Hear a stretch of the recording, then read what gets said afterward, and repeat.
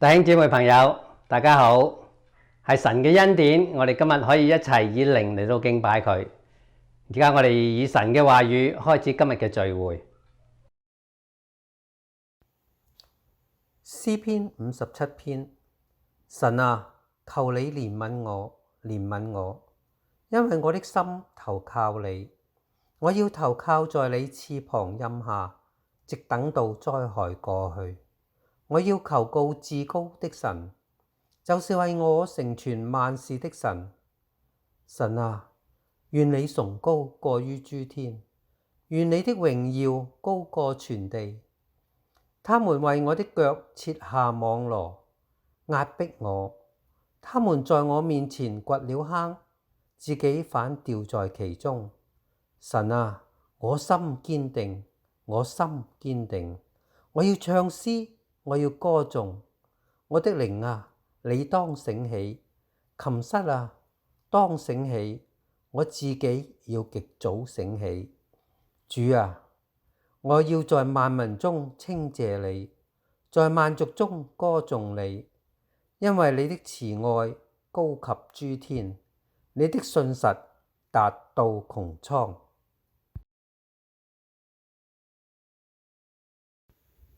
神啊，願你崇高過於諸天，願你的榮耀高過全地，因為你的慈愛高及諸天，你的信實達到穹蒼。讓我哋喺萬民中稱謝，喺萬族中歌頌我哋至高嘅神。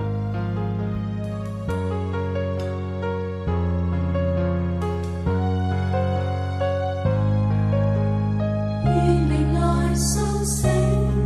神獻頌讚歌聲，投在你的慈愛，願你施恩救拯，願榮耀歸主，高唱頌讚新歌，今和現實奏鳴，樂韻歌聲齊和，全地至高。是我主，各邦一致頌揚，讓這歌盡獻主，榮光高照諸天，慈愛達到穹蒼處，因慈信實並賜下寬容饒恕，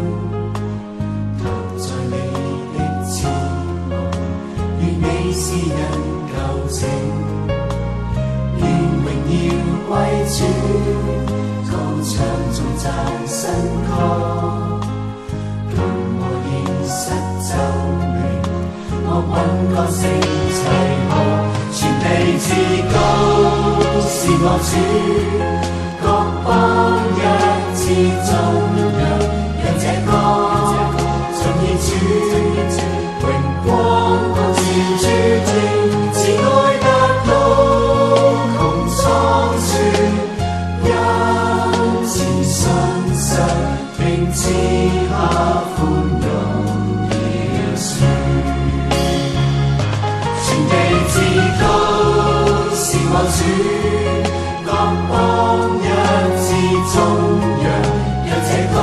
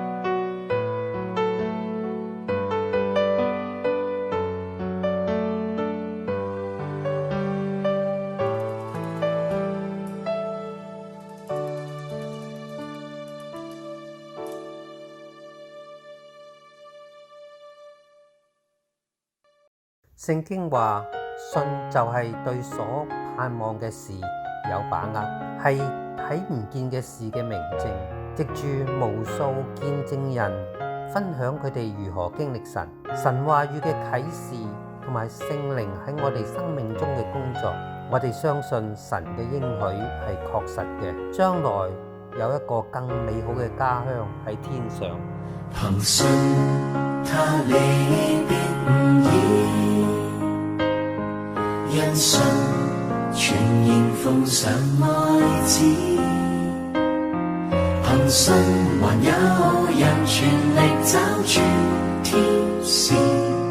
贏到祝福，換了名字。憑信他行近紅海，因信連潮浪也分開。憑信曾有人被困於獅子坑內，仍敬拜上帝，發誓至死不改。在某天他下決心，圍繞在城外，憑信放聲呼喊，城牆變倒塌下來。若有先知被擄，他放上在心裏招待，仍確信上帝榮耀會回來。憑信我們懷着憑據，因信同尋着了應許，憑信能夠發現在世間只是寄居，朝更美家鄉走回去。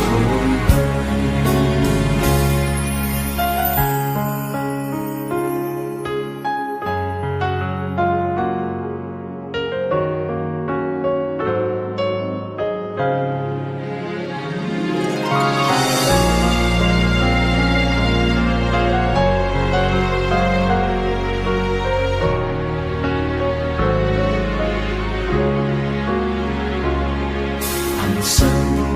他離別唔易，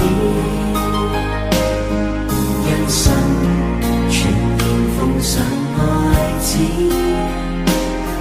憑信還有人全力找住天使，贏到祝福，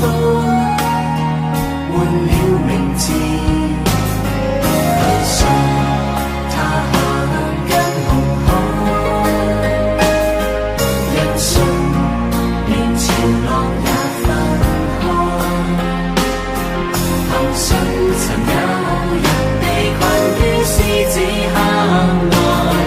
仍敬拜上帝，發誓至死不改。在某天他下決心，圍繞在城外，憑信放聲呼喊，城牆變倒塌下來。若有先知被擄，他放上在心裏招待，仍確信上帝榮耀會回來。憑信我們懷着憑據，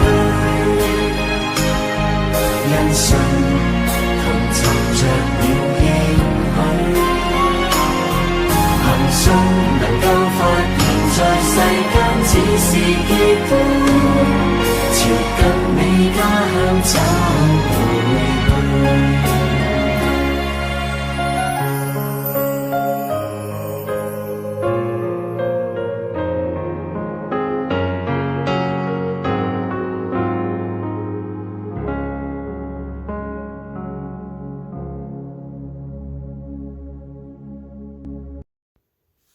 耶穌基督，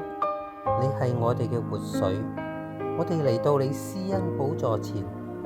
求你豐豐足足嘅充滿我哋，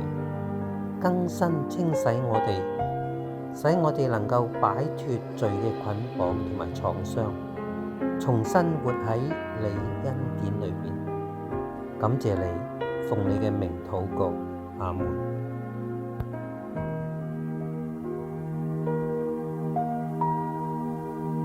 安躺你懷內，心貼緊父神，施恩拯救奇妙音韻，全面環繞牽引。為你當初創造宇宙，為你永遠彰顯榮耀，聖潔光輝來釋放，劃破黑暗，神光照，更新我，清洗我，主賜活水，施恩寶座面前，從上種重生，更新我，清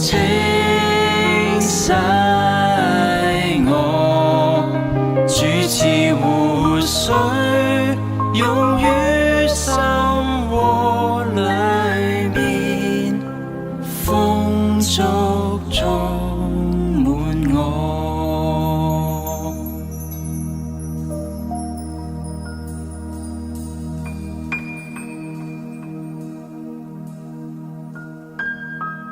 安躺你懷內，心貼緊父神，施恩拯救奇妙音韻，全面環繞牽引。為你當初創造宇宙，為你永遠彰顯榮耀，聖潔光輝來釋放，劃破黑暗，神光照，更新我，清洗我，主賜活水，施恩寶座面前，從上種重生，更新我，清洗我，主賜活水，用於心窩裏面，豐足充滿我。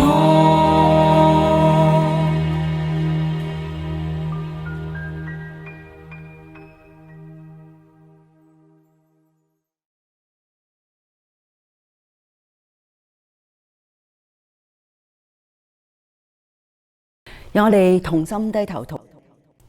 天父，我哋感謝你啊！你嘅恩典啊，雖然喺寒風冰冷嘅天氣嘅裏邊，我哋仍然可以有你喺我哋嘅心中溫暖我哋，亦都讓我哋能夠喺家中，我哋都有可以真係一齊去敬拜。神啊，讓我哋能夠真係專心仰望我哋嘅主。求主你嘅恩典臨到喺我哋每一個人嘅身上邊，仲有我哋要歌頌讚美你。縱然真係面對好寒難，我哋祈求神你自己都看顧，特別紀念到好多真係更加寒冷嘅地方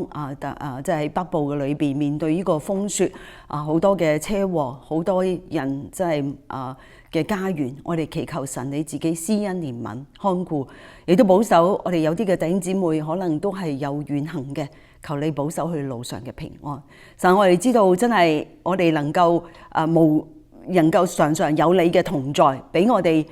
我哋嘅出我哋入都有你陪伴啊！願我哋能夠真係喺每日嘅生活當中經歷你嘅恩典。但我哋都紀念到好多嘅地方仍然喺戰爭喺暴動嘅當中，求主看顧當地嘅人。仲有即係伊朗嘅暴亂啊，求主你自己施恩，亦都紀念到仍然喺烽火嘅即係戰爭嘅當中嘅人民，佢哋嘅受苦喺呢啲寒冷嘅天氣，都祈求神你保守佢哋能夠真係求主你自己真係賜下恩典憐憫，讓即係在上掌權嘅都能夠好快平息。仲有我哋亦都繼續紀念到Minnesota 州嘅因為IRS 嘅即係嗰種嘅戰亂影響到當地嘅人嘅爭論，仲有都求主你自己好快嘅能夠平息。最後我哋亦都求主嘅恩典托住我哋，仰望你神自己真係喺呢個動盪嘅世界嘅裏邊，我哋仍然有主與我哋同在，讓我哋賜下平安。仲係亦都紀念到我哋好多嘅弟兄姊妹即係常常勞苦嘅即係為到義賣宣教嘅義賣，我哋嘅齊心努力，我哋獻上感恩，為到弟兄姊妹嘅辛勞，求主紀念到真係喺真係喺嗰個預備嘅裏邊，都滿有你嘅恩典。主，我哋要紀念到真係求你使用我哋所 raise 嘅 money 個錢，都能夠可以支持好多嘅宣教士同埋宣教嘅機構，求你自己使用。我哋都紀念到我哋好快有尼泊爾隊我哋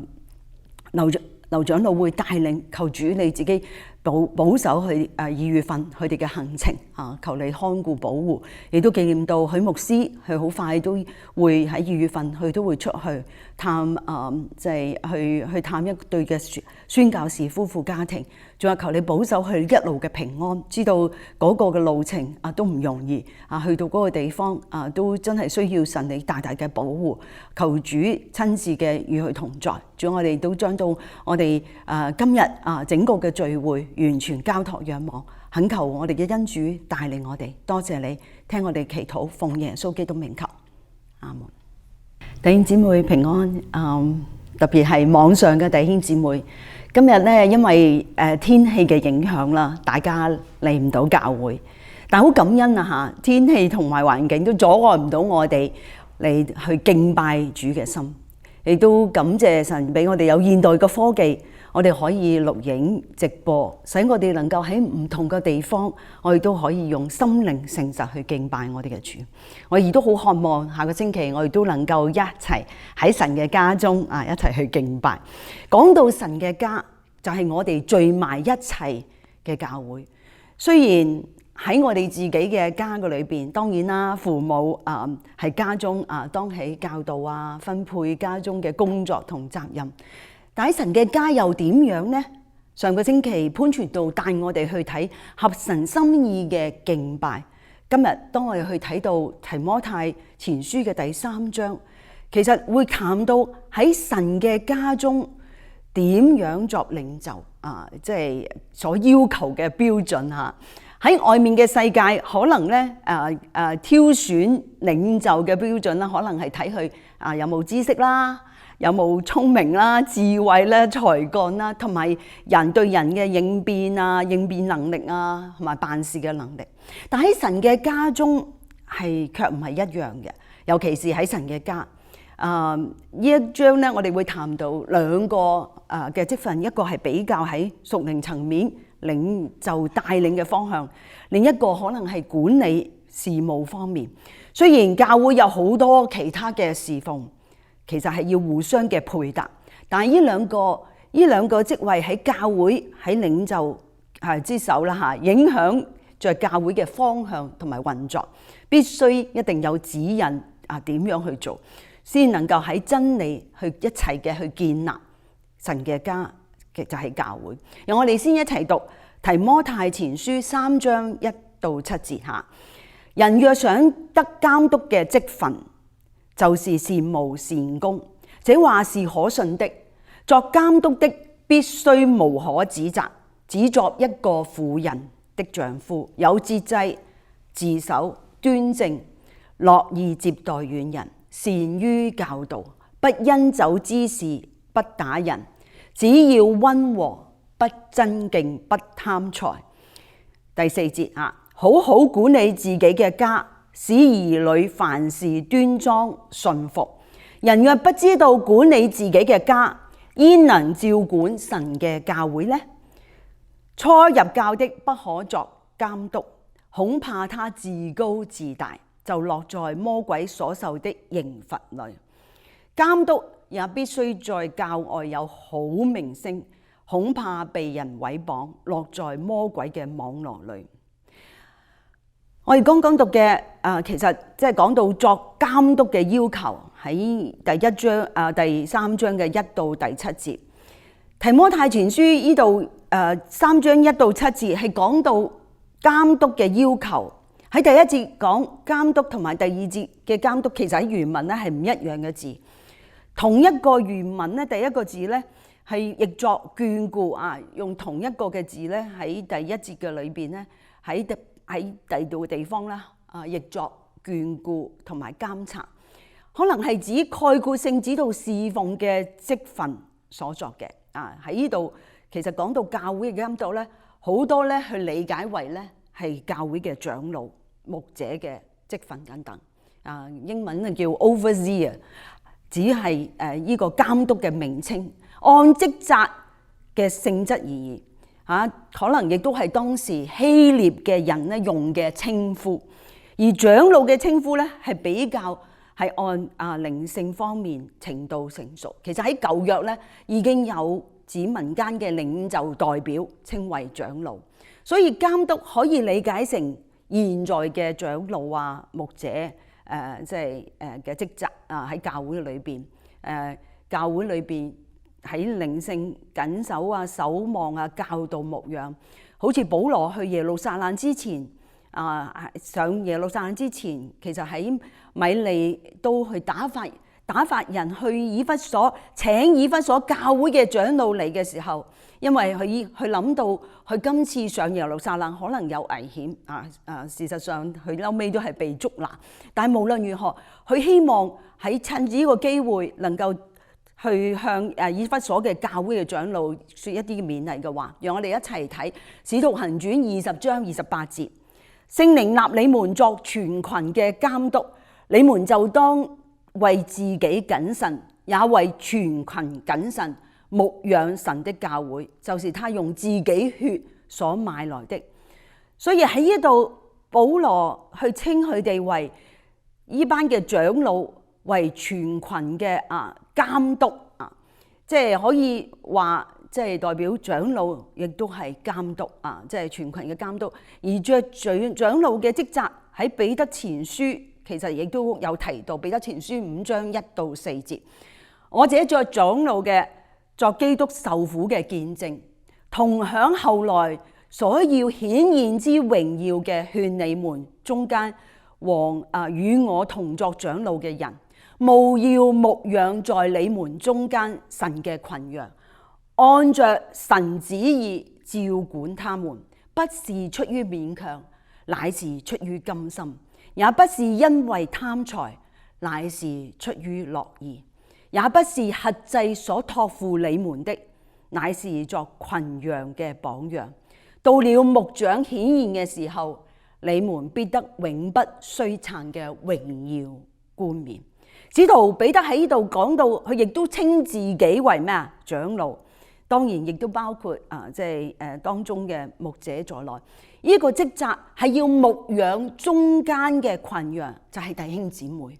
按住神嘅旨意照管佢哋看顧佢哋，管納佢哋。其實係包括咗咩呢？包括看顧佢哋、關懷佢哋、督導佢哋、勸勉佢哋、督責同埋安慰等等，都係留心對群羊屬靈嘅生命嘅成長同需要，唔係勉強㗎，亦都唔係企圖因為即係唔係因為其他嘅有咩嘅心即係無論係錢財唔係有咩企圖，而係出於愛甘心嘅為佢哋，亦都唔係克制佢哋，反而喺佢哋當中做一個嘅榜樣，群羊嘅榜樣，以身作則嘅喺佢哋嘅面前。所以當我哋再睇翻提摩太前書呢一度3章1到7節，去列出講到要羨慕善工啊，就好似剛才彼得前書所提到嘅，要甘心。唔單係你有一個願意甘心，其實仲係要渴慕啊！渴慕呢個善工，因為唔係呢個善工去表達彰顯自己嘅技能，亦都唔係為名為利呢一種嘅特權啊，或者咩，係純粹呢一種嘅嗰種嘅為名為利咧，係唔純潔嘅心，而係你要出住一個好單純，出於愛神。亦都因為神嘅愛嘅激勵，全然嘅為主去愛人，能夠對善工渴慕，以致你會看重不顧嘅即係不去計較嘅代價，甘心樂意嘅付出。其實好多時候即係你要甘心樂意，唔係勉強你先能夠享受喺侍奉當中嗰種嘅喜樂。亦都因住保羅接下來講到長老即係牧者呢個監督嘅職分嘅要求必須係咩咧？佢話必須係一個好強調，必須係咩啊？佢話必須無可指責。其實呢個強調係喺各方面都冇乜嘢嘅把柄冇人捉到可有嘅把柄用來誣告或者毀謗。其實呢個好包括到你嘅個品格行為方面係無可指責嘅。而其實喺下邊都要有啲好具體，佢話要求嘅咧，只要作一個婦人嘅丈夫啦，係表現佢對婚姻同家庭嘅忠心。一夫一妻，可能當時喺普遍嘅社會，可能都有娶妾可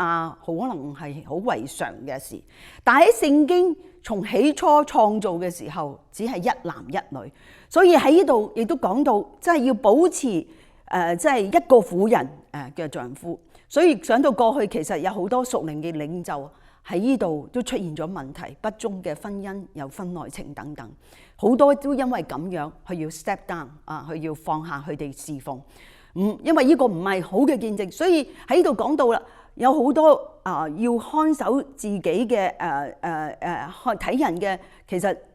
人嘅情慾。你唔去保守住嘅話咧，其實係可以好大。所以保羅喺度佢話監督嘅品格嘅操守就係要有節制、自守、端正，都係指導一個好有自律、謹守生活嘅操練。呢個係長老同埋執事上邊好明，即係呢個係講到即係個人嘅操守，你要喺生活上邊要操練。跟住接住講到你要樂意嘅接待遠人啦，要有願意開放自己嘅家庭接待人，一個係樂意嘅供給，唔怕麻煩嘅去款待遠人，並且善於教導。要有教導嘅恩賜，呢個係長老亦都可以話分別於長老同執事好明顯唔同嘅崗位。亦都因為作長老嘅要去做監督啦往往亦都係要去指導教導羊群所以佢必須係更加要認識熟悉真理去教導，亦都有即係教導嘅恩賜，免得係教導錯誤誤導嗰班嘅羊嘅話咧，就事情好大嘅所以即係喺個人操守。亦都加上係唔因酒滋事，唔打人，只要溫和，不爭競，不貪財，都係對外與人嘅關係所以唔單止喺教會裏對外，喺教會外邊都要有好嘅見證。其實呢度亦都係包括喺家庭，所以喺第4、第5節佢講到要好好嘅管理自己嘅家，使兒女凡事端莊順服。人若唔知道管理自己嘅家，焉能照管神嘅教會呢？所以唔管喺教會、喺家裏、喺外面，包括公眾嘅地方工作，喺公司嘅裏邊，你作長老嘅、監督嘅呢個牧者嘅身份要相稱嘅，同你喺外邊係一樣，唔係淨係翻到嚟教會。唔單止你只係望住教會而忽略咗自己嘅家，而忽略自己嘅家庭啊。其實作為父母嘅身份，就喺家嘅當中，你要教導管理兒女，使兒女從父母嘅身上邊睇到榜樣，亦都願意嘅跟從。講真啊，我哋嘅行為如何？我哋嘅言行是否一致？其實往往喺屋企啊，家中嘅人咧，就係睇得清清楚楚啊！往往咧就睇得清清楚楚。其實以前我碰到有一個喺教會眾人都覺得好好先生嚇。其實佢係出身於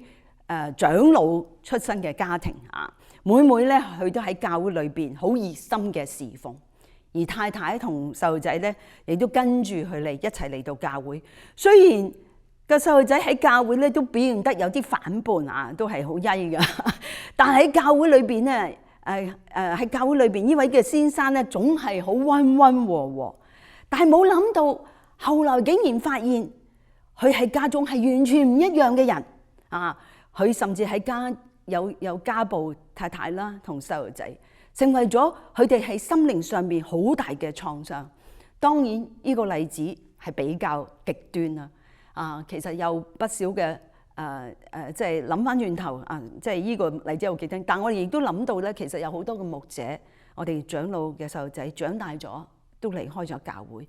有啲係因為失望而對信仰失去信心。當然啦，我哋都知道細路仔長大離開神，有好多時有好多其他嘅因素，但係我哋亦都要必須嘅要反省，提醒下我哋自己，究竟我喺家裏邊嘅侍奉，我擺上咁多嘅心思、時間同埋力量，係唔係我擺上呢啲而忽略咗我自己喺屋企嘅責任？我有冇去關心同埋了解下我嘅屋企嘅人？我有冇管理好我家？真係如果即係冇管理好自己嘅家，焉能管理神嘅家呢？求主幫助我哋。我哋好多時候，有時當試問下自己我整日話唔好叫細路仔唔好睇電視啊，唔好玩手機啊，唔好講髒話，唔好講即係唔好嘅説話。但係喺我哋屋企嘅裏邊，我哋係唔係俾細路仔係咪一致去睇見我哋？係咪我哋能夠喺佢面前做到榜樣？因為我哋都一樣，成日睇電視、睇手機根本嚟講，你叫佢唔好講大話或者點樣，要轉頭去聽到嘅。求主幫助我哋，點樣能夠喺家中、喺外邊、喺教會都係言行一致，以致成為佢哋個榜樣。我哋求主幫助我哋。說到監督好重要嘅提醒咧，其實亦都係喺第6同第7節即係有一個指引咧，就係話初入教嘅唔可以做監督，恐怕他自高自大，就落在魔鬼嘅所受嘅刑罰裏邊。監督亦必須喺教外有好名聲，恐怕被人毀謗，落在魔鬼嘅網絡裏。因為啱啱入教嘅人，可能佢其實呢個唔係單單指到年紀，有可能係信仰嘅根基唔係好深，亦都可能係未成熟，可能呢個人都會追求有進步但係喺屬靈嘅經歷未有咁深，亦都係未成熟。呢度講唔好派佢做監督嘅理由係乜嘢？免得佢自高自大嘅落喺呢個驕傲嘅裏邊，以為自己能夠啦就其實就好容易自以為是，好容易犯咗自以為是，就停咗喺個裏邊，亦都好容易落喺魔鬼嘅刑罰裏邊。讓我諗到好多唔少嘅聖經所講記載嘅人物有啲嘅王係嘛，好似諗到掃羅王咁樣，佢曾經亦都係即係好謙卑被神提出嚟做王，但係後尾慢慢都自以為是，違背咗神嘅話，到最後落喺一個好悲慘嘅結局嘅裏邊。求主幫助我哋。所以講到監督嘅要求係要裏外一致，無可指責。喺教會嘅當中，喺屋企嘅裏邊，喺在外都要一致嘅，有好名聲要活出好嘅見證同埋榜樣。接下來保羅亦都提到作執事嘅要求，讓我哋一齊讀提摩太前書3章8到13節。作執事嘅也是如此，必須端莊，不一口兩舌，不好喝酒，不貪不義之財，要存清潔嘅良心，固守真道嘅奧秘。這等人要受試驗，若沒有可責之處，然後叫他們作執事。女執事也是如此，必須端莊，不說讒言，有節制，凡事忠心。執事只要作一個婦人嘅丈夫，好好管理兒女和自己嘅家，因為善作執事的自己就得美好嘅地步，並且在基督耶穌裏的真道上大有膽量。嗱，作執事嘅要求咧，其實好同作監督嘅咧都有相仿嘅，都有類似嘅。我哋未仔細睇呢段嘅時候咧，我哋先睇一下執事啊。執事英文 deacon 啦，deacon 啦，其實原文嘅意思咧，其實係有 servant minister 嘅意思，即係話係僕人啊、侍奉啊、作事啊，亦都包含咗係一個支持support 幫助嘅意思。而執事嘅起始咧，其實追溯於咧我哋如果弟兄姊妹仲記得嘅話，追溯於喺初期教會。有我哋先一齊睇下《使徒行傳》嘅6章1到4節。喺嗰陣時候那時門徒增多，有說希利尼話嘅猶太人向希伯來人發怨言，因為在天天供給上忽略了他們嘅寡婦。12使徒叫眾門徒來，對他們說：我們撇下神的道去管理飯食，原是不合宜的。所以弟兄們，當從你們中間選出7個有好名聲、被聖靈充滿、智慧充足的人，我們就派他們管理這事。但我們要專心以祈禱傳道為事。喺度整段裏邊其實冇提到執事嘅名稱，但係亦都可以算係喺教會有執事嘅起始。當時因為當時嘅教會有需要即係揀選7個嘅執事7個嘅執事協助使徒咧去管理教會內部嘅需要。因為當時咧就好似頭先所講嘅佢哋忽略咗一啲嘅寡婦點樣喺當中咧，咁門徒就呢班嘅使徒佢冇辦法分身所以咧就希望能夠讓呢班人去管理，使佢哋能夠專心以祈禱傳道嘅為事。雖然當時可以説講啦執事嗰陣時嚟講咧，好似係管理飯食分配咁樣，但係延伸到現在咧，教會咧唔同嘅事工，我哋都有執事雖然係比較喺當時嘅使徒咧，現在嘅牧者長執咧做傳道、祈禱同埋屬靈方面嘅工作，就好似剛才我所講嘅監督。但係執事咧，其實係比較多會着重咧去管理同埋安排，亦都係一樣好需要求好需要求咧有好嘅名聲被聖靈充滿、智慧充足嘅人唔係話做呢啲事做飯食就唔使啦。其實仍然需要咩被聖靈充滿、有智慧充足。加上我哋剛才讀嘅提摩太前書3章8到13節，都提到必須咩端莊，着長老嘅端正其實係相似嘅相仿嘅一樣嘅，係唔可以輕浮要辦事咧，待人咧都要慎重其事，唔係隨你自己嘅意隨口亦都唔一口兩舌。一口兩舌咧就係講到講話咧兩面一邊討好呢個，一邊講個，有啲唔誠實。呢個人説話可能對呢個人咁樣講，對嗰個人另外一個嘅另外一面講，所以有可能亦都係搬弄是非。呢其實喺包括喺11、2節講到女執事，講到喺度不說讒言一樣。讒言就係一啲呢啲嘅即係閒話可能會帶嚟好大嘅影響。更加傳到喺唔信嘅人當中，就係一個好唔好嘅見證啊！成為一個唔好嘅見證。其實我都碰到喺有一個姊妹啊，我哋當時喺嗰個地方，我哋只有一間華人教會。咁我見到佢喺美國教會啦，咁我問佢啊，點解你唔去參加嗰度有一間華人教會啊？當時即係佢點樣回答我咧？佢搖搖頭，好咩咁？佢話我唔去啊，唔去啊！佢話好多嘅是非啊，佢好怕好多嘅是非。弟兄姊妹，你諗下，即係當時嗰度只有一間嘅華人教會啊！弟兄姊妹，其實執事呢啲都唔係淨係對執事嘅要求，其實我哋每一個弟兄姊妹都需要留意，因為一口兩舌或者說閒話啊、財言啊，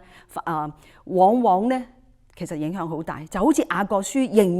形容緊口舌對我哋嘅影響，認為係乜嘢呢？喺雅各書3章5到6節，這樣舌頭喺八體裏邊亦都係最小，卻能說大話。看啊，最小嘅火能點着最大嘅樹林，舌頭就係火啦。在我哋八體中，舌頭係嗰個罪惡嘅世界，能污穢全身，亦都能夠把生命嘅輪子點起嚟，並且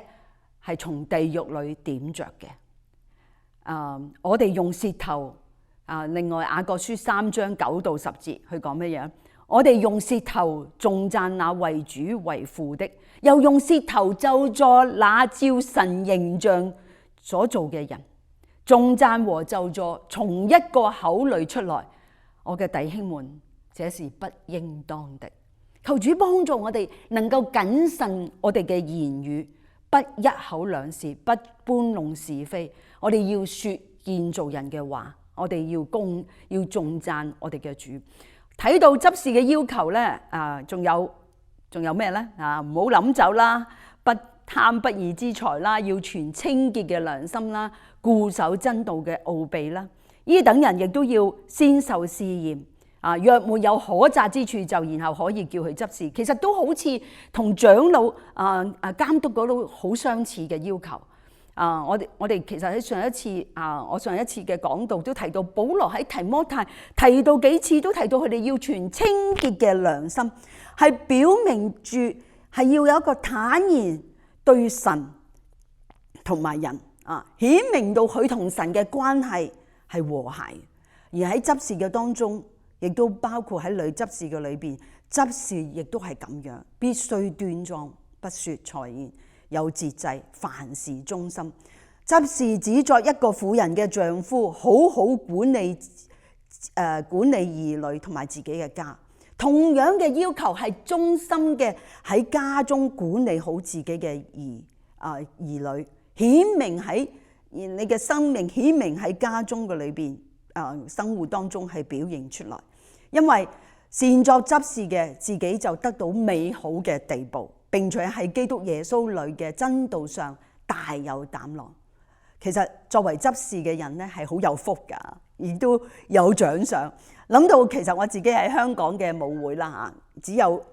幾十人嘅一間嘅教會，當時咧我哋只有一位嘅女傳道，冇長老嘅設立，亦都有唔少嘅老人家啦。所以我講當時我真係廿零歲我廿零歲出頭唔係好耐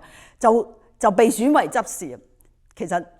唔係好似而家嘅而家依間我哋嘅教會咁大，哇分得好清楚嘅部門每個部門有個執事。其實嗰陣時我哋真係冇，而且喺執事嘅當中咧，我哋都好多係姊妹多，以姊妹為多，弟兄好多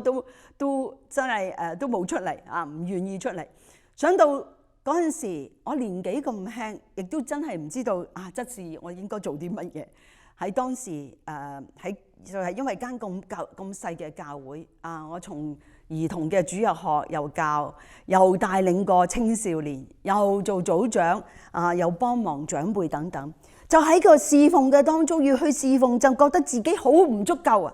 自己即係自己教會連成人主日學都冇辦法，每一個學期開往往點咧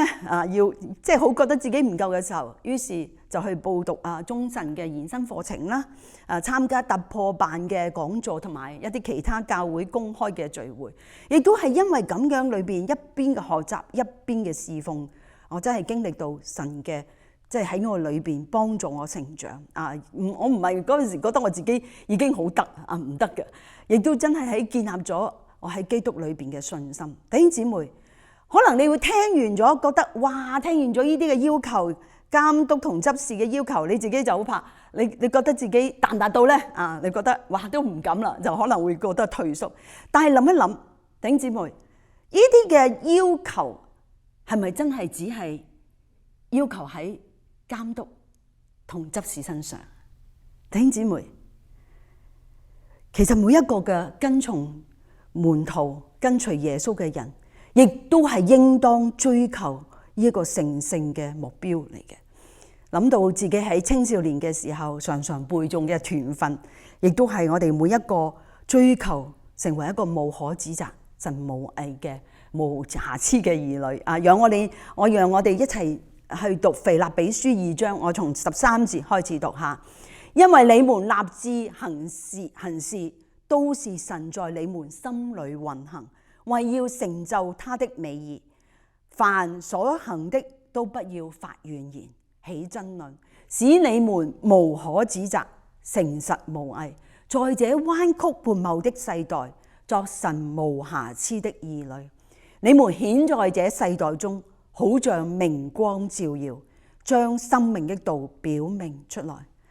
所以其實呢一啲唔係特別高嘅要求，其實係呢一個係神俾我哋呢一班屬佢嘅人，呢一個係一個目標，係一個成聖嘅目標。只不過當今日執事同埋監督長老要喺眾人嘅面前侍奉，要有一個見證，成為眾人嘅榜樣，所以鼓勵弟兄姊妹，我哋要追求渴慕成聖作聖工。喺神嘅家中，唔管係教會嘅牧者、監督、長老同執事，或者其他嘅工作，我哋都係一樣，希望朝向呢個目標，作一個即係裏外一致去顯明，一同嘅去建立基督嘅身體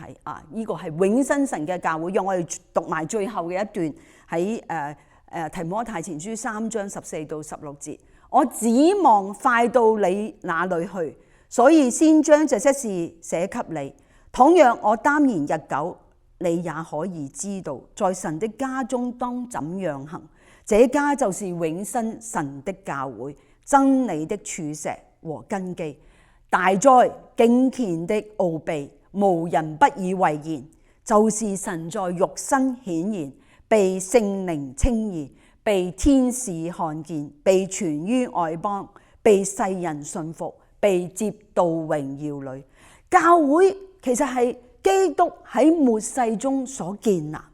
保羅寫咗咁多教會嘅書信同埋教牧嘅書信，都係要讓人知道神嘅家中當點樣嘅行。呢個係永生神嘅家，係建立喺基督嘅真理，同埋基督已經顯現救贖咗我哋呢班屬佢嘅子民，建立咗呢一個嘅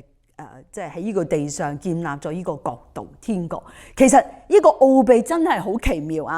喺使地上各國各民因信耶穌基督歸在呢個神嘅大家庭嘅裏邊，而且我哋係呢一班真係唔係我哋做得多好而係我哋都係一班蒙恩嘅罪人，能夠有份去參與喺其中。其實呢個係一個極大嘅恩典同埋榮耀，係一個 honor。想到保羅喺以弗所嘅禱告，我願意咧，即係都能夠成為我嘅禱告。喺以弗所書2章17到23節即係讓我讀喺以弗所書2章17到23節。求我們嘅主耶穌基督嘅神，榮耀嘅父，將那賜人智慧和啟示嘅靈賜給你們，使你們真知道他，並且照明你們心中嘅眼睛，使你們知道他的恩召有何等嘅指望，他在聖徒中得嘅基業有何等豐盛嘅榮耀，並知道他向我們這信嘅人所顯嘅能力是何等嘅浩大，就係照他在基督嘅身上所運行嘅大能大力，使他從死裏復活，叫他在天上坐在自己嘅右邊，遠超過一切執政的、掌權的、有能的、主治的和一切有名的，不但是今世的，連來世的也都超過了。又將萬有伏在他的腳下，使他為教會作萬有之首。教會是他的身體，是那充滿萬有者所充滿的。弟兄姊妹，我哋就係教會，係基督嘅身體，係滿有能力，聖靈所充滿啊！聖靈所充滿係彰顯基督嘅榮耀。願我哋都服喺佢嘅權下，服喺我哋嘅主嘅權下，願意謙卑嘅順服佢嘅旨意，使聖靈喺我哋每一個人嘅心中能夠自由嘅運行。期望我哋唔再睇我哋自己期望咧，我唔係話我哋好難咧揾到合適嘅監督長老執事，期望我哋每一個人都預備好，早早嘅預備好我哋自己，任主差派我哋喺唔同嘅崗位，一同嘅喺永生神嘅家，一同嘅建立榮耀我哋嘅主，我哋嘅名。所以不管係對監督嘅要求、執事嘅要求，我哋喺永生神嘅教會，每一個弟兄姊妹，我哋都能夠一齊嘅彼此去侍奉、守望，願意能夠一齊榮耀我哋嘅主、我哋嘅神，期待等待主嘅再來。讓我哋一齊低頭禱告。天父，我哋感謝你，係你嘅恩典，讓我哋能夠有份成為你嘅兒女，成為你無瑕疵嘅兒女。雖然有時我哋會好覺得我哋自己都有好不配我哋都有時真係話無可指責無瑕疵，我哋有時真係都唔敢講。但係因着主耶穌你嘅寶血遮蓋，因着我哋能夠喺你嘅面前常存清潔嘅良心，因為你嘅寶血已經潔淨我哋，亦都讓我哋求主聖靈幫助我哋喺你面前謹守，靠住信，靠住愛，靠住盼望，以致我哋能夠繼續嘅朝住成聖嘅路。我哋喺你面前祈求神，你繼續使用我哋每一個，裝備我哋每一個，以致我哋能夠喺你嘅面前，我哋能夠彼此真係去守望喺基督嘅裏邊建立基督嘅身體。主啊，我哋多謝你，你俾我哋能夠有份喺你嘅事工裏邊，就求主繼續嘅興起更多嘅作長老、作執事、作其他工嘅弟兄姊妹，我哋能夠一齊甘心嘅擺上，能夠一齊喺侍奉嘅道路上邊，能夠建立，能夠榮耀我哋嘅主，我哋嘅名，主嘅名，我哋多謝你，聽我哋祈禱，奉耶穌基督名求，阿門。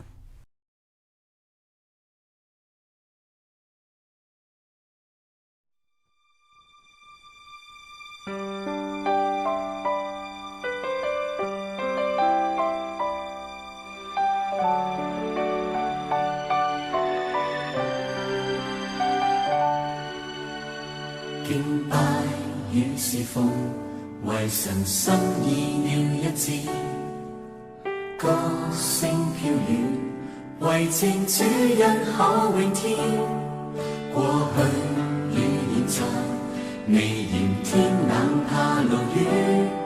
攜手去同宣告神大愛萬遍，樂意將愛奉獻。甘心化作活祭，求突破路途上，衝開捆綁掛牽，皆因有你麗面，定能跨過每天。用信心去實踐，主的教誨未變，縱有天或疲倦，都得保守。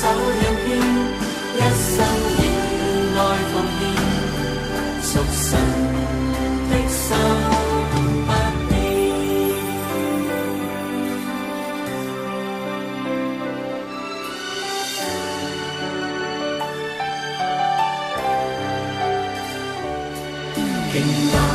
要侍奉，為神心意要一致，歌聲飄遠，為證主恩可永天。過去與現在，未嫌天冷怕路遠，攜手去同宣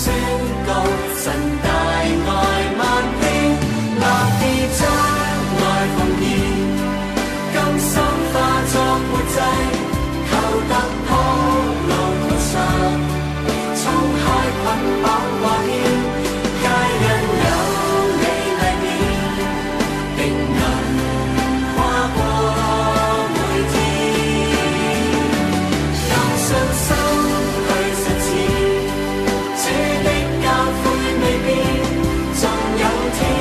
或疲倦，都得保守恩典，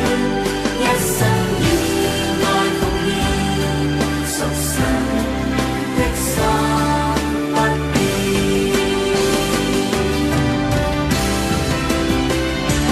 立意將愛奉獻，甘心化作活祭，求突破路途上，衝開捆綁掛牽，皆因有你麗面，定能跨過每天，用信心去實踐，主的教誨未變，縱有天或疲倦，都得保守恩典，一生以愛奉獻，屬神的心不變。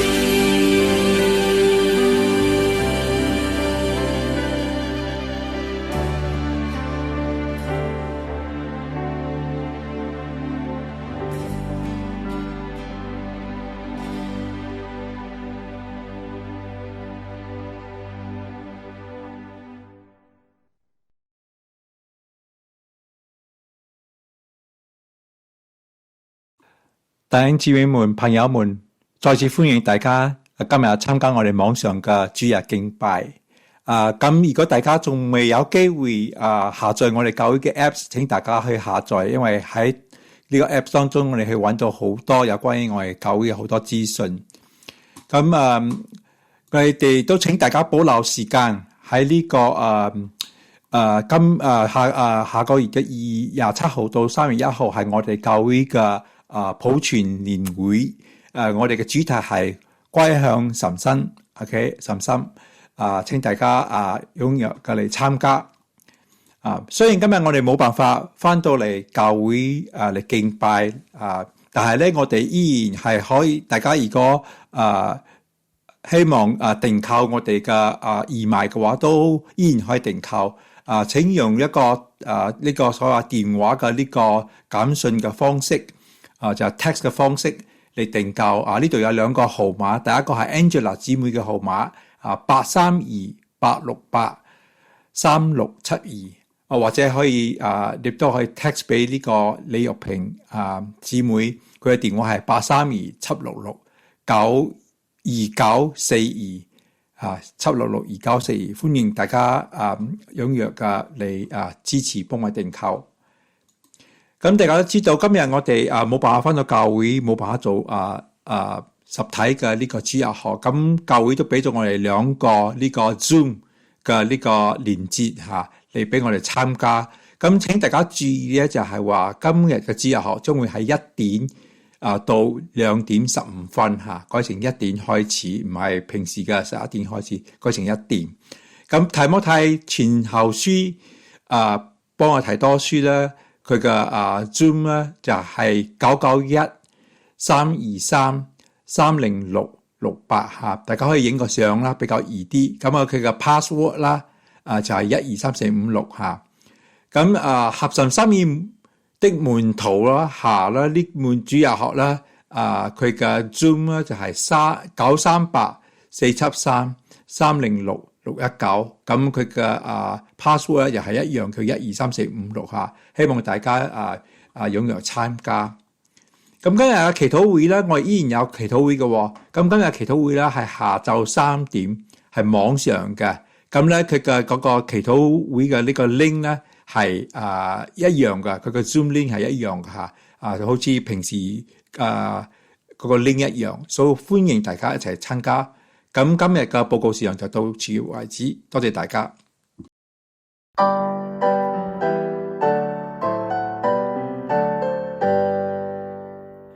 讚美真神萬福之源，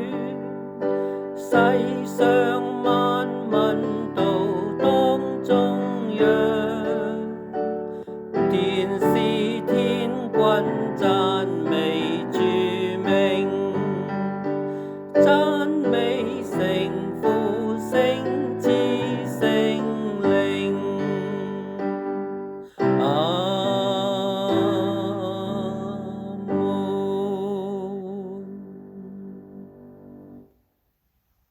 我哋一齊領受祝福，願主耶穌基督嘅恩惠、天父嘅慈愛、聖靈嘅感動同平安常與我哋眾人同在，亦都讓我哋聖靈常常嘅充滿我哋，俾我哋每一個人都渴慕事工，讓我哋能夠喺主嘅裏邊，我能夠被建立、被建造，以致我哋能夠真係專心嘅去侍奉我哋嘅主、我哋嘅神。我哋多謝你，聽我哋嘅祈禱，奉耶穌基督嘅名求，阿門。